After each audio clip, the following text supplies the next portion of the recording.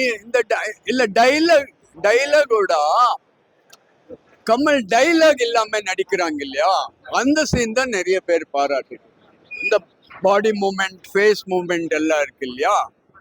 But கொஞ்சம் கொஞ்சம் எனக்கு இந்த அந்த சின்ன குழந்தை கேட்கறது, நீங்க நல்லவங்களா கெட்டவங்களான்ட்டு அந்த டைலாக் நிறைய பேர் சொல்லிட்டு இருந்தாரு. எனக்கு அது எந்த படத்துல இருக்குன்னு தெரியல. கொஞ்சம் சாங்ஸ் எல்லாம் இந்த படத்துல தெரியல. இந்த சாங் சரியா நான் கேட்டிருக்கிறேன். டைலாகோட அவர் பாடி லாங்குவேஜ் தான் நிறைய பேர் ரசிக்கிறாங்க. ஆக்சுவலி கமல் சாருக்கு அவ்வளோ டைலாக்ஸே கிடையாது இந்த படத்துல. Full facial expression, body language, அதுல அவர் படம் ஃபுல்லா நடிச்சிருப்பாங்க. ஆனா அழகா நடிச்சிருப்பாங்க. அவ்வளோ அழகா நடிக்கிறது ரொம்ப ரொம்ப அந்த மாதிரி ஆளே இல்லை. ஈவன் சிவாஜி சாருக்கு இந்த பாடி லாங்குவேஜ் இல்லை. அவர் கிரேட் ஆக்டரு, பயங்கர எக்ஸ்பிரஷன் ஃபேஸ்ல. இந்த அளவுக்கு செட்டிலான பாடி லாங்குவேஜ் அவருக்கு. ஆமா அதான் நான் சொல்லிட்டு இருக்கேன். அவர் பொண்ணோட பேசும்போது அவர் டாக்டரோட ஒரு சீன் இருக்கு, அதுல ஒண்ணும் இல்லை, அப்படி ஏதாவது பண்றாரு. அதெல்லாம் ரொம்ப நல்லா இருக்கு. அங்கெல்லாம் டைலாக் போட்டிருந்தா கோவிந்தா இருக்கு படம். ஒரு படத்துல டைலாகே இருக்கக்கூடாது, விஷுவல்ஸ் இருக்கணும். அந்த மாதிரி மணிரத்னம் ரொம்ப நல்லா எடுத்திருக்காரு. பி சி ஸ்ரீராம் கலக்கிருக்காங்க. ஆக்சுவலி நான் இவங்க எல்லாரோடையும் நான் பழகி இருக்கிறேன். படம் ஏற்கனவே நிறைய வாட்டி பார்த்துட்டு தான் ரொம்ப ஹார்ட் அண்ட் கமல் ஃபேன். ரீலீஸோட பார்க்கும்போது ஆடியன்ஸோட பார்க்கும்போது ரொம்ப ஹாப்பியா இருக்கு, ரொம்ப எமோஷனல். ஆமா ஆமா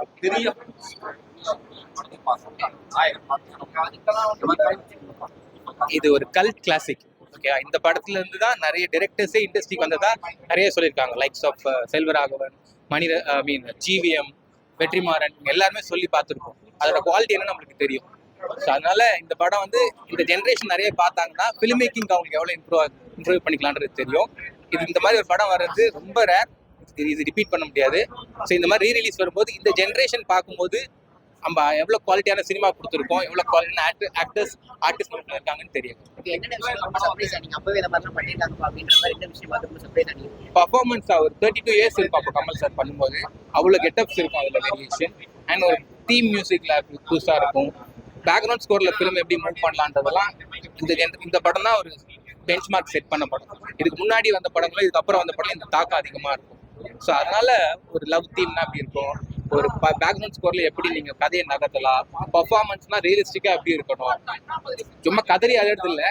ஒரு இன்டர்வியூ பார்த்துருக்கேன், அழ தெரியாம அழறதுன்னு சொல்லியிருப்பாங்க.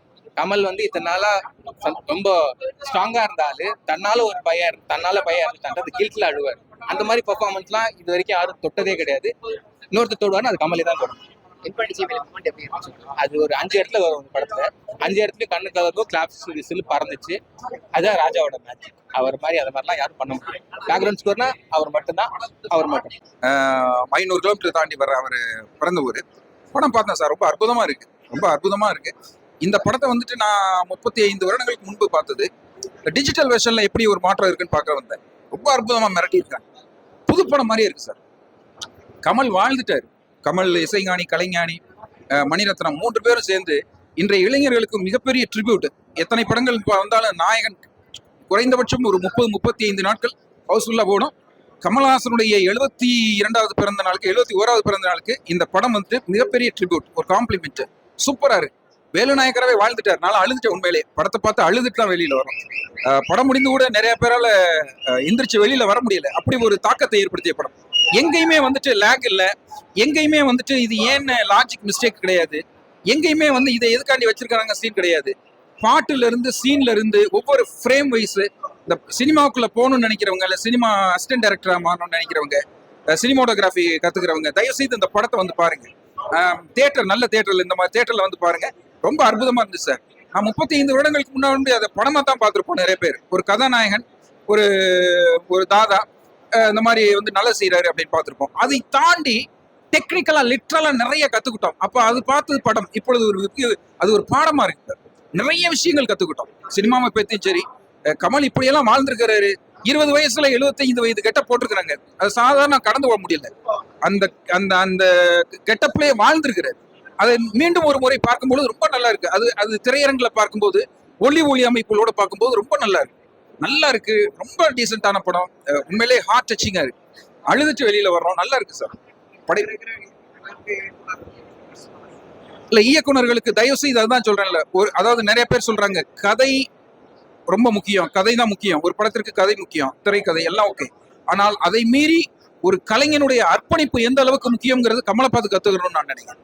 ஒரு கதை இப்ப ரெடி ஆயிடுச்சு, மணிரத்னம் கதை ரெடி பண்ணிட்டாரு.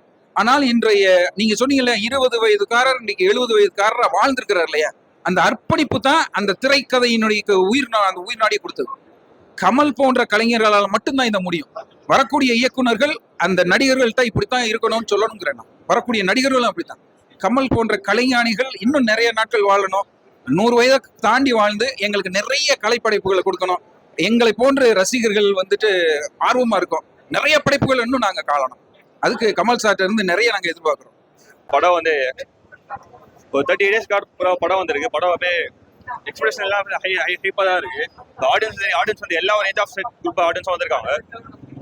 படம் வந்து நல்ல ஒர்க் பண்ணிருக்காங்க. 4K குவாலிட்டியில் ரீமாஸ்டரிங் பண்ணிருக்காங்க. ஒரு நல்லாவே இருக்காது. இந்த மாதிரி பிச்சுவெல்லாம் அந்த ஃபுல் மேட் இந்த மூமெண்ட் எல்லாமே படம் லாகே கிடையாது. அது மாதிரி ஃபுல்லா நல்ல ஒர்க் பண்ணிருக்காங்க. சாங்கு சொல்லவே தலை இளையராஜா அப்பயே வந்து வெயிட் காமிச்சிட்டாரு. அண்ட் மணிரத்னம் சார் வந்து ஸோ அந்த ஒரு ஸ்டாண்டர்ட் ஃபிக்ஸ் பண்ணிட்டாங்க அப்பயே இந்த படம்லாம் வச்சு, நாயகன் வச்சு. வேலைக்காக வந்து பிக் ஸ்கிரீன்ல பார்த்துட்டு எல்லாருக்குமே சந்தோஷம் தான். எல்லா ஒரு ஏஜ் ஆஃப் ஒரு இந்த படத்தோட இம்பாக்டே பிக் ஸ்கிரீன்ல பார்க்கறது தான். பார்க்க முடியல, இப்போ வந்து பார்த்துருக்கோம். நல்லா இருக்கு படம். கண்டிப்பா. இப்போ வந்து அந்த படம் நீங்க என்ன வருஷம் தெரியல, பொறுத்து போறீங்க தெரியல. ஏன்னா 1987 வந்து படம். ஸோ இப்போ எல்லா ஆடியன்ஸா இருக்காங்க. பசங்க சரி, கேர்ள்ஸ் ஆடும் சரி, இல்ல அங்கிள்ஸ் தாத்தா எல்லாமே எல்லா ஒரு ஏஜ் ஆஃப் கேட்டகரி பசங்க வந்து என்ஜாய் பண்ணாங்க படத்தை. கண்டிப்பா அதான் வேல்நகர் வந்து இப்பயும் வந்து அது ஒரு அவரோட அது கேட் ரீகேட் பண்ண முடியுமா வச்சா கண்டிப்பா மணிரத்னம் பண்ண முடியாது. ஏன்னா அப்போ பிக்ஸ் பண்ண செட் வந்து அப்படியே இருக்கும். அது திருப்பி வந்து இந்த இம்பாக்ட் கிரியேட் பண்றதா கஷ்டம். திருப்பி பிக்ஸ் இல்லை, அவருக்கான வேல்யூ அப்படியே இருக்கு, இன்னும் அதிகமாக தான் போயிட்டு இருக்கும்.